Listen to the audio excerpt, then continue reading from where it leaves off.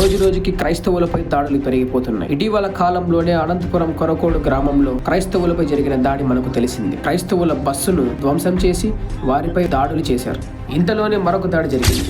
అనంతపురం సత్యసాయి జిల్లా ధర్మవరం పోతుకుంట గ్రామంలో చర్చి మీద దాడి చేశారు. చర్చి గేటుకు వేసిన తాళాన్ని పగలగొట్టి చర్చిలోనికి ప్రవేశించి సామాగ్రిని ధ్వంసం చేసి చర్చిలో ఉన్న సౌండ్ బాక్స్లను పగలగొట్టి వాటిని దహించారు. అలాగే ఒడిశాలో పాస్టర్ను చెప్పుల దండలతో ఊరేగించి కొట్టి హనుమాన్ మందిర్లో బంధించి ఇనుప కడ్డీలకు కట్టేసి ఆవు పేడ తినిపించి ఆవు మూత్రం తాగించి ఎంతో హింసించారు. ఇలాగా ప్రతిరోజు ఈ లౌకిక దేశమైన భారతదేశంలో క్రైస్తవుల మందిరాలపై దాడులు జరుగుతూనే ఉన్నాయి.